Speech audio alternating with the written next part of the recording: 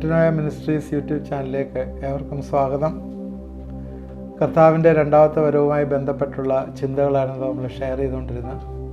ഇന്ന് നമ്മുടെ റപ്ചറുമായിട്ട് ബന്ധപ്പെട്ടിട്ട് നമ്മുടെ ശരീരത്തിൻ്റെ വ്യത്യാസത്തെക്കുറിച്ചാണ് നമ്മളിന്ന് ചിന്തിക്കുന്നത്.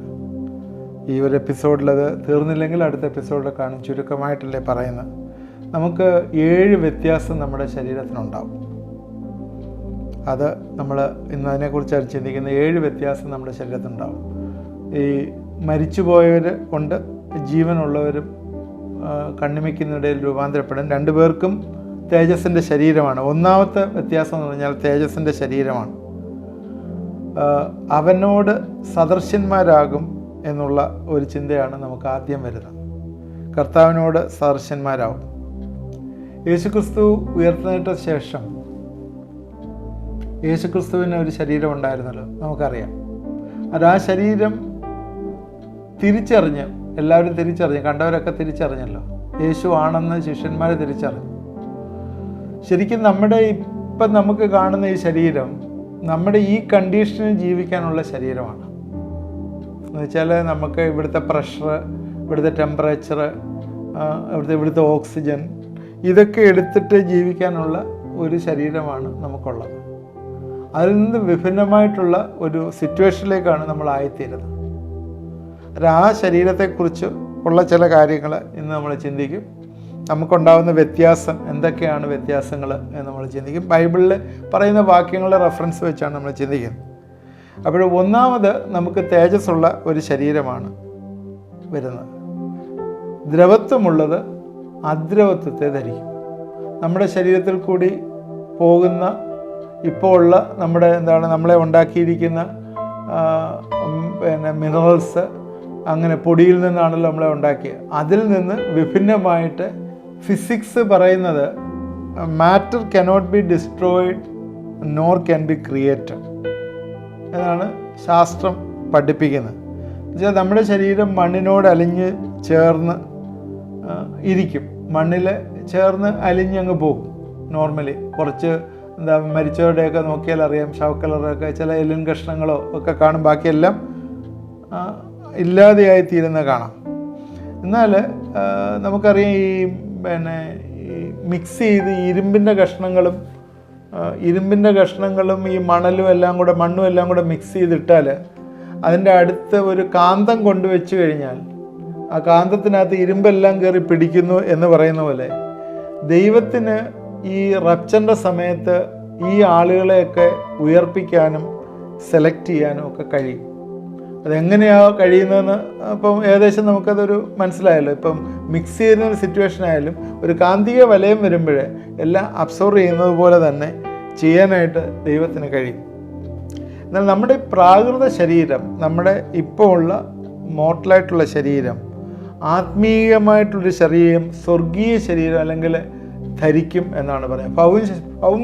ഭൗമ ശരീരം സ്വർഗീയ ശരീരം ധരിക്കും. 1 Corinthians 15:40 തൊട്ടുള്ള വാക്യങ്ങളിലെ പൗലോസ് അതിനെക്കുറിച്ച് പറയുന്നുണ്ട്. ഈ ഭൂമിയിൽ ജീവിക്കാനായിട്ട് ഭൗമികമായിട്ടുള്ള ശരീരം മതി. എന്നാൽ സ്വർഗീയ ചുറ്റുപാടിൽ ജീവിക്കണമെങ്കിൽ സ്വർഗീയമായിട്ടുള്ള ശരീരം നമുക്ക് ആവശ്യമാണ്. നമുക്കറിയാം, അന്യഗ്രഹങ്ങളിലൊക്കെ യാത്ര ചെയ്യാൻ പോകുന്നവർക്ക് എത്രയോ മാസങ്ങൾ അവർ ട്രെയിനിങ് എടുക്കുന്നുണ്ട് അങ്ങോട്ട് പോകാനായിട്ട്. വെയ്റ്റ്ലെസ്നെസ്സിനകത്തുള്ള ട്രെയിനിങ്, അവിടെ ചെന്നിട്ട് ചെയ്യാൻ പറ്റുന്ന ഭക്ഷണത്തിൻ്റെ ട്രെയിനിങ്, ഹാർഡായിട്ടുള്ള ട്രെയിനിങ് അവരെടുക്കുന്നുണ്ട്. എടുത്തിട്ടില്ലേ അവർക്ക് പോകാൻ പറ്റുള്ളൂ. അതുപോലെ തന്നെ തിരിച്ചു വന്നാൽ ഇമ്മീഡിയറ്റ് വന്ന് അപ്പോഴും തന്നെ അവർക്ക് ലോകത്തിൽ ജീവിക്കാൻ പറ്റില്ല. അത് നമ്മുടെ ഈ മാസങ്ങളോളം തന്നെ വീണ്ടും ഈ ലോകത്തിലുള്ള ക്ലൈമറ്റിന് വേണ്ടി ട്രെയിൻ ചെയ്തതിന് ശേഷം മാത്രമേ അവർക്ക് ഇവിടെ ഈ ലോകത്തിൽ ജീവിക്കാൻ പറ്റും. രണ്ടിനും പരിശീലനം വേണം, പരിശീലിപ്പിക്കണം. അതിന് സ്വർഗത്തിൽ ജീവിക്കാനുള്ള വേറെ ക്രമീകരണമാണ്. ഈ ലോകത്തിലുള്ള ക്രമീകരണത്തിൽ നിന്ന് വ്യത്യസ്തമാണ് സ്വർഗത്തിൽ ജീവിക്കേണ്ട ക്രമീകരണം. 2 Corinthians 5-ാം അധ്യായത്തിലെ 1-ാം വാക്യത്തിൽ ഇങ്ങനെയാണ് പറയുന്നത്: കൂടാരമായ ഞങ്ങളുടെ ഭവനം അഴിഞ്ഞു പോയാൽ കൈപ്പണിയല്ലാത്ത നിത്യഭവനമായി ദൈവത്തിൻ്റെ ദാനമായൊരു കെട്ടിടം ഞങ്ങൾക്ക് സ്വർഗത്തിലുണ്ട് എന്നറിയുന്നു. സ്വർഗീയമായിട്ടുള്ളൊരു കെട്ടിടം, ദാനമായൊരു കെട്ടിടം ഞങ്ങൾക്ക് സ്വർഗത്തിലുണ്ട്, നിത്യഭവനമായി. അതിനകത്ത് പ്രത്യേകം പറയുന്നുണ്ട്, നമ്മുടെ ഇവിടുത്തെ കൈപ്പണിയിൽ ഉണ്ടാക്കുന്ന കാര്യമല്ലത്. കൈപ്പണി അല്ലാത്ത ഒരെണ്ണമാണ് നിത്യഭവനമായി ദൈവത്തിൻ്റെ ദാനമായൊരു കെട്ടിടമുള്ളത്. കൈപ്പണി എന്നുള്ള വേർഡ് തന്നെ ഉദ്ദേശിക്കുന്നത് it is not from the world. നമ്മുടെ ഈ ലോകത്തിൽ, ഈ സൃഷ്ടിയിൽ ഉൾപ്പെടാത്തതാണത്. ഈ സൃഷ്ടി എന്ന് പറഞ്ഞാൽ ഈ ലോകത്തിൽ ഉൾപ്പെടാത്തതാണ്. അതുകൊണ്ട് നമുക്ക് പറയാൻ പറ്റത്തില്ല, നമുക്ക് ആരും കണ്ടിട്ടില്ല. ഈ ലോകത്തിൽ ഉൾപ്പെടുന്ന കാര്യങ്ങളല്ലേ നമുക്ക് പറയാൻ പറ്റുള്ളൂ. ഒരു വീട് എങ്ങനെ ഇരിക്കുന്നു, അല്ലെങ്കിൽ ഒരു ചെടി എങ്ങനെ ഇരിക്കുന്നു, അല്ലെങ്കിൽ ഒരു കാർ എങ്ങനെ ഇരിക്കുന്നു. അതിന് നമുക്ക് പറയാൻ പറ്റുന്ന ചില ലിമിറ്റേഷൻസ് ഉണ്ട്. നമുക്ക് ഇമാജിൻ ചെയ്യാനേ പറ്റുള്ളൂ. സൃഷ്ടിയല്ലാതെ, നമ്മൾ ഈ സൃഷ്ടിയിലല്ലാത്തൊരു കാര്യം എന്ന് പറഞ്ഞാൽ നമുക്ക് ഇമാജിൻ ചെയ്യാനേ പറ്റുള്ളൂ. അതുകൊണ്ട് നമ്മുടെ താഴ്ചയുള്ള ശരീരങ്ങളെ ക്രിസ്തുവിൻ്റെ മഹത്വമുള്ള ശരീരത്തോട് അനുരൂപരാക്കും എന്ന് ഫിലിപ്പിയർ 3:21 പറയുന്ന വാക്യം നമുക്കെടുക്കാനേ പറ്റുള്ളൂ. അവൻ സകലവും തനിക്ക് കീഴ്പ്പെടുത്തുവാൻ കഴിയുന്ന തൻ്റെ വ്യാപാര ശക്തി കൊണ്ട് നമ്മുടെ താഴ്ചയുള്ള ശരീരത്തെ തൻ്റെ മഹത്വമുള്ള ശരീരത്തോട് അനുരൂപരായി രൂപാന്തരപ്പെടുത്തും. നമ്മുടെ താഴ്ചയുള്ള ശരീരത്തെ അവൻ്റെ ശരീരത്തോട്, അവൻ്റെ ശരീരം എന്ന് പറഞ്ഞാൽ മഹത്വമുള്ള ശരീരം എന്ന് പറഞ്ഞാൽ നമ്മുടെ ശരീരം രൂപാന്തരപ്പെട്ട് മർത്യത മാറി അമർത്യമായ ഒന്നിലേക്ക് വരും. അതിനകത്ത് പറയുന്നുണ്ട്, 2 കൊരിന്ത്യർ 5-ാം അധ്യായത്തിൽ നമ്മൾ പറഞ്ഞിട്ടുണ്ട്, അത് ഉരിഞ്ഞു കളയുകയല്ല, അമർത്യതയെ ധരിക്കുകയാണ്. അത് ഞങ്ങൾ മീതെ ധരിക്കും എന്നാണ് പറഞ്ഞിരിക്കുന്നത്.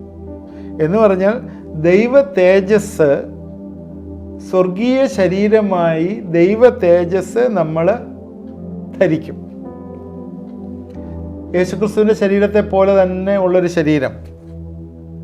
അതിന് തേജസ് വ്യത്യാസമുണ്ട് എന്ന് 1 കൊരിന്ത്യർ 15:38 പറയുന്നു. ഓരോ ശരീരത്തിന് ഓരോ തേജസ്സാണ് എന്ന് പറയുന്നുണ്ട്. അത് ദൈവത്തിൻ്റെ ദാനമാണ്, ദൈവം തരുന്നതാണ്. നമുക്കൊന്നും ക്ലെയിം ചെയ്യാനായിട്ട് അതിനകത്തില്ല. ഓരോ തേജസ്സിനും വ്യത്യാസമുണ്ട്. സൂര്യൻ്റേത്, ചന്ദ്രൻ്റെ, നക്ഷത്രങ്ങളുടെയൊക്കെ അതിൽ പറയുന്നുണ്ട്. അതുകൊണ്ട് ഈ തേജസ്സുള്ള ഒരു ശരീരമാണ് നമ്മൾ ധരിക്കുന്നത് എന്ന് മറന്നു പോകരുത്. അതുകൊണ്ട് തേജസ്സുള്ള ശരീരം ധരിക്കുമ്പോൾ അതിനകത്ത് മരണമില്ല, ഡീഗ്രഡേഷൻ ഇല്ല. ഇപ്പോൾ ഉള്ള ശരീരം ദ്രവത്വത്തിലുള്ളതാണ്, അത് അപമാനത്തിലുള്ളതാണ്. എന്നാൽ അത് അപമാനം എന്ന് പറഞ്ഞാൽ അത് ചീഞ്ഞു പോകുന്നതാണ്. എന്നാൽ ഇത് അദ്രവത്വമാണ്, ഒരിക്കലും അത് ചീഞ്ഞു പോവുകയില്ല, നശിച്ചു പോവുകയില്ല. പ്രിയപ്പെട്ട എൻ്റെ കേൾവിക്കാർ, 1 കൊരിന്ത്യർ 15-ാം അധ്യായത്തിൻ്റെ 37 തൊട്ടുള്ള വാക്യങ്ങൾ സമയം കിട്ടുമ്പോഴേ നിങ്ങൾ വായിച്ചാൽ നമ്മുടെ ശരീരത്തിൻ്റെ കാര്യങ്ങളെക്കുറിച്ച് എല്ലാം അതിൽ എഴുതിയിട്ടുണ്ട്. ഇതൊരു ആത്മീയ ശരീരമാണ് നമുക്ക് കിട്ടുന്നത്.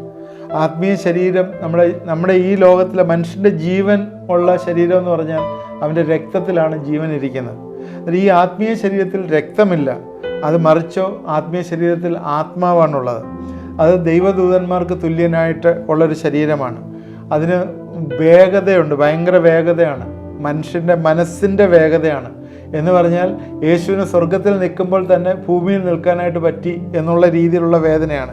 എവിടെ വേണമെങ്കിലും പ്രത്യക്ഷനാകും. തേജസ്സുള്ള ശരീരമാണ്, തേജസ് ധരിച്ചിരിക്കുന്ന ശരീരം. ദൈവം പറയുന്നതാണ്, ദൈവം വസ്ത്രം ധരിക്കുന്ന പോലെ തേജസ് ധരിച്ചിരിക്കുന്നു എന്ന് പറയുന്ന പോലെ തേജസ് ധരിച്ച ശരീരമാണ് നമുക്കുള്ളത്. വെളിപ്പാട് പുസ്തകം 1-ാം അധ്യായത്തിൽ നിലയങ്കി ധരിച്ച് തേജസ് ധരിച്ച് നിൽക്കുന്ന കർത്താവിനെ കാണുന്നുണ്ട്. അന്നേരം ഈ തേജസ് ധരിച്ചാണ് നമ്മൾ നിൽക്കുന്നത്. ഈ തേജസ് ജീവൻ്റെ, നമ്മുടെ ഓരോരുത്തരുടെയും പ്രവൃത്തി, ഈ ലോകത്തിൽ കർത്താവിന് വേണ്ടി ചെയ്ത പ്രവൃത്തി അനുസരിച്ച് സൂര്യൻ്റെ തേജസ് വേറെ, ചന്ദ്രൻ്റെ തേജസ് വേറെ, നക്ഷത്രങ്ങളുടെ തേജസ് വേറെ, നക്ഷത്രവും തമ്മിലുള്ള തേജസ് വേറെ. ഈ ഉയർപ്പിൻ്റെ ശക്തിയിൽ, ഉയർപ്പിൻ്റെ ശരീരത്തിലുള്ള തേജസ്സിന് ഡിഫറെൻ്റ് ഗ്രേഡുണ്ട്.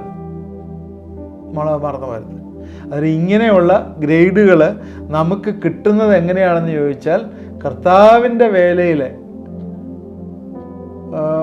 ദാനിയേലിൻ്റെ പ്രവചനം 12-ാം അധ്യായത്തിൽ പറയുന്നത്, അനേകരെ ദൈവത്തെങ്കിലേക്ക് നടത്തുന്നവർ, നീതിയിലേക്ക് നടത്തുന്നവർ ആകാശത്തിലെ നക്ഷത്രങ്ങളെ പോലെ ശോഭിക്കും.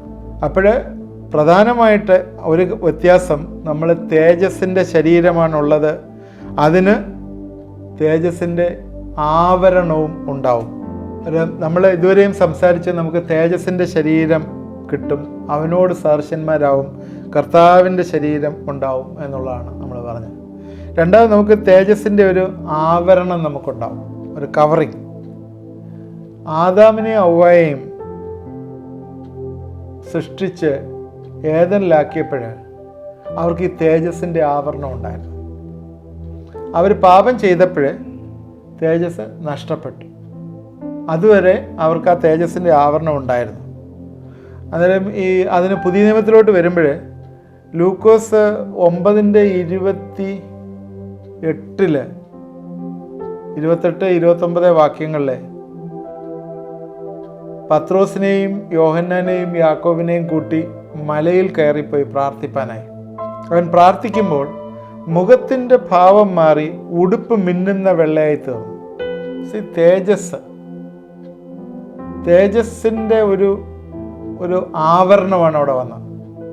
ശ്രദ്ധിച്ചാൽ അറിയാം, തേജസ്സിൻ്റെ വലിയൊരു ആവരണം അവിടെ വന്നതായിട്ട് കാണുന്നു. അത് നമ്മുടെ തേജസ്സിൻ്റെ ഒരു ആവരണം നമുക്ക് വരും.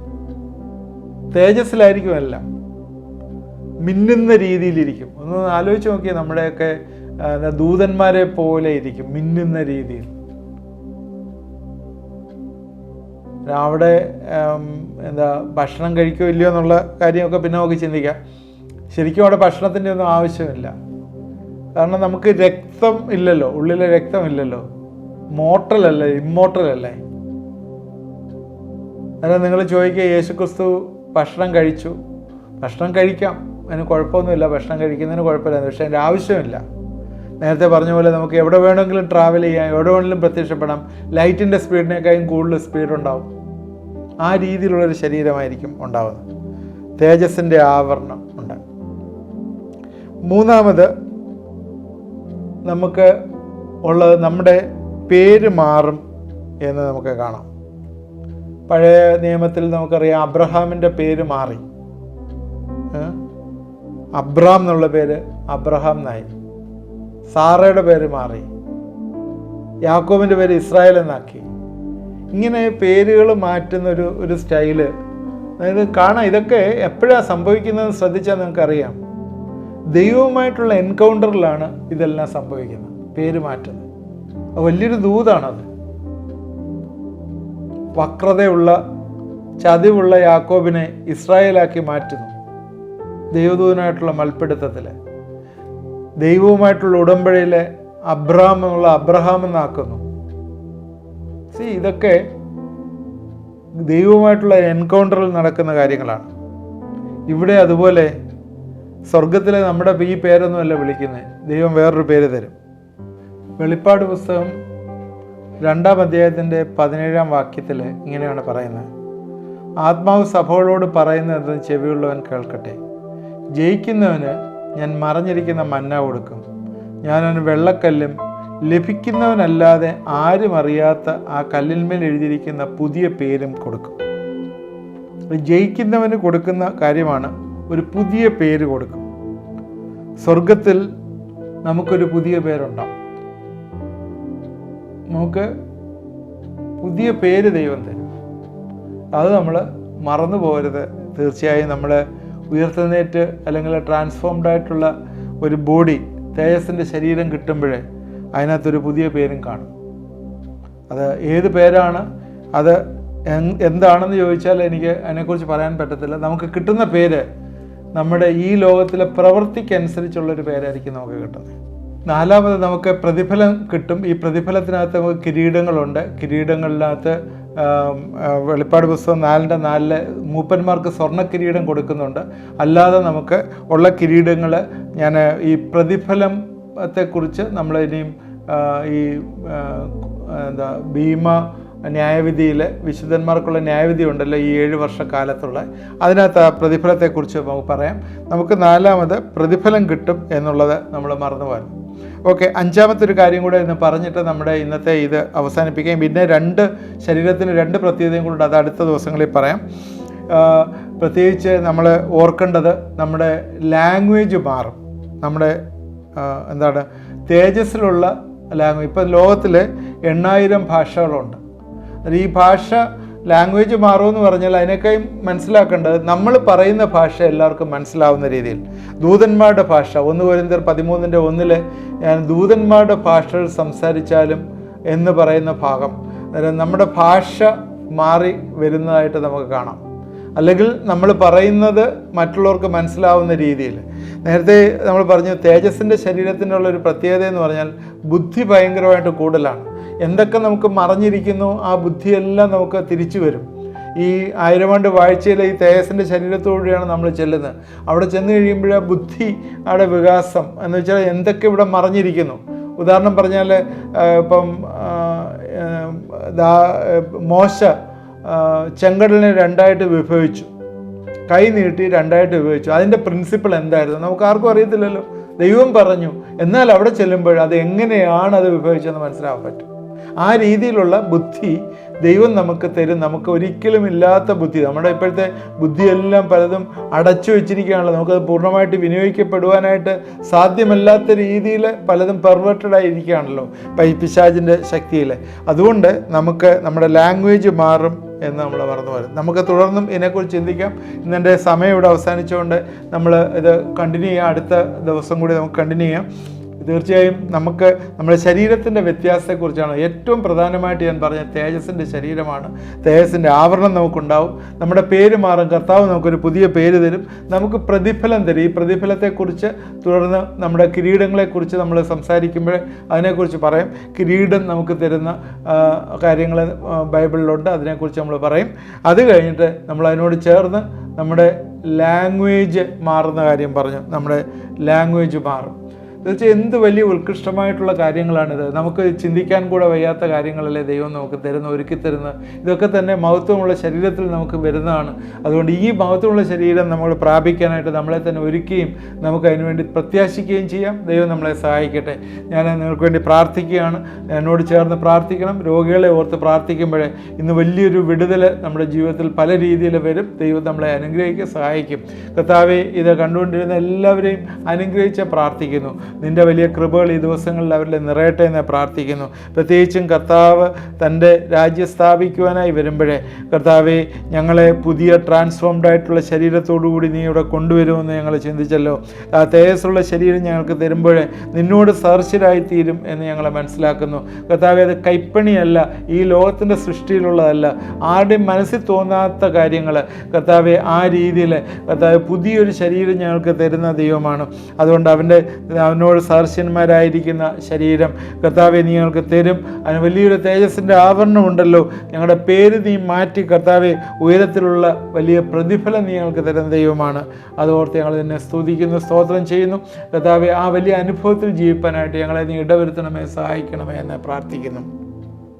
ഈ ലോകത്തിൽ വെച്ച് ഈ കൃപായുഗത്തിലാണല്ലോ ഞങ്ങൾ തീരുമാനിക്കേണ്ടത്. അത് തീരുമാനിക്കാനുള്ള ശക്തി തരണമേ. ഇന്ന് രോഗികളായിരിക്കുന്നവരെ ഓർത്ത് പ്രാർത്ഥിക്കുന്നു. പ്രത്യേകിച്ച് ചില ഭവനത്തിലെ മദ്യപാനത്തിന് അടിമയായിരിക്കുന്ന ചില കർത്താവെ ഈ തരണത്തിൽ കാണിച്ചു തരുന്നവരെ നിൻ്റെ കരങ്ങളിലേക്ക് സമർപ്പിച്ച് പ്രാർത്ഥിക്കുന്നു. യേശുവിൻ്റെ നാമത്തിൽ അവർക്ക് അതിനോടുള്ള റിജക്ഷൻ കൊടുക്കട്ടെ എന്ന് പ്രാർത്ഥിക്കുന്നു. ആ സഹോദരി അവിടെ ഇരുന്ന് പ്രാർത്ഥിക്കുന്നു. കർത്താവിൻ്റെ വിടുതൽ ആ ഭവനത്തിൽ എത്തിച്ചേരട്ടെ എന്ന് പ്രാർത്ഥിക്കുന്നു. ഫൈനാൻഷ്യലായിട്ട് കർത്താവെ ഒരു വലിയ ഡെലിവറൻസ് കൊടുക്കണമേ. എല്ലാം കർത്താവെ നശിപ്പിച്ച് കളയുന്ന കർത്താവെ ഡിസിപ്റ്റീവായിട്ടുള്ള ആ പൈശാചി ശക്തികളെ ഞങ്ങളെ ബന്ധിച്ച് പ്രാർത്ഥിക്കുന്നു. ആ പൈശാചിൻ്റെ ആത്മാവിനെ അവിടെ നിന്ന് മാറ്റണമേ എന്ന് പ്രാർത്ഥിക്കുന്നു. കർത്താവെ, മാനസികമായിട്ട് തളർന്ന് ആ കുടുംബം ഇരിക്കുന്നല്ലോ, നീ അതിൽ നിന്ന് വിടുവിക്കുകയും സഹായിക്കുകയും ചെയ്യണമേ എന്ന് പ്രാർത്ഥിക്കുന്നു. അതുപോലെ കർത്താവെ, ജോലിയില്ലാതെ വിഷമിക്കുന്ന ചില വ്യക്തിത്വങ്ങൾ യേശുവിൻ്റെ നാമത്തിൽ ജോലി കണ്ടുപിടിക്കുവാനായിട്ട് അവരെ ഞങ്ങൾ ഏൽപ്പിച്ച് പ്രാർത്ഥിക്കുന്നു. ദൈവമേ, നീ സഹായിക്കണമേ. ഈ ദിവസങ്ങളിൽ വരുമാനത്തിൻ്റെ മാർഗ്ഗങ്ങൾ നീ ഒരുക്കി കൊടുക്കുകയും സഹായിക്കുകയും ചെയ്യണമേ എന്ന് പ്രാർത്ഥിക്കുന്നു. അവരെ ഞങ്ങൾ ഏൽപ്പിച്ച് പ്രാർത്ഥിക്കുന്നു. നിൻ്റെ വലിയ കൃപകളാൽ നിറയ്ക്കുകയും അനുഗ്രഹിക്കുകയും ചെയ്യണമേ എന്ന് പ്രാർത്ഥിക്കുന്നു. കർത്താവെ, വലിയ സമാധാനം ഈ കുടുംബങ്ങളിലേക്ക് അയക്കണമേ എന്ന് പ്രാർത്ഥിക്കുന്നു. കർത്താവെ, മനസ്സമാധാനമില്ലാതെ ഇരിക്കുന്ന വ്യക്തികൾ കർത്താവെ പ്രാർത്ഥന ആവശ്യപ്പെടുന്ന അവരെ പ്രത്യേകം ഞങ്ങളെ ഏൽപ്പിച്ച് പ്രാർത്ഥിക്കുന്നു. നിൻ്റെ വലിയ സമാധാന ഹൃദയങ്ങൾ കൊടുക്കണമേ. വലിയ പേടി ഉള്ളിലുണ്ട്, ഭയം ഉള്ളിലുണ്ട്. കർത്താവ്, ഭയത്തിൽ നിന്നുള്ള വലിയ വിടുതൽ നീ ദിവസങ്ങൾ കൊടുക്കണമേ എന്ന് പ്രാർത്ഥിക്കുന്നു. കർത്താവ് സമീപസ്ഥനായിരിക്കുമ്പോൾ ഒന്നിനെയും ഭയപ്പെടാനില്ല എന്നുള്ള വലിയ ചിന്ത അവരുടെ ഹൃദയങ്ങളിലെ കർത്താവ് ഭരിക്കട്ടെ എന്ന് പ്രാർത്ഥിക്കുന്നു. കരങ്ങളിലേക്ക് ഏൽപ്പിച്ച് പ്രാർത്ഥിക്കുന്നു. അനുഗ്രഹിക്കണമേ, സഹായിക്കണമേ. യേശു ക്രിസ്തുവിൻ്റെ നാമത്തിൽ പ്രാർത്ഥിക്കുന്നു, കേൾക്കുമാറാകണമേ. ആമേൻ. കണ്ടുകൊണ്ടിരുന്ന എല്ലാവരെയും ദൈവം അനുഗ്രഹിക്കട്ടെ. തുറന്നത് വാച്ച് ചെയ്യണം. ദൈവം നമ്മളെല്ലാവരെയും അനുഗ്രഹിക്കും.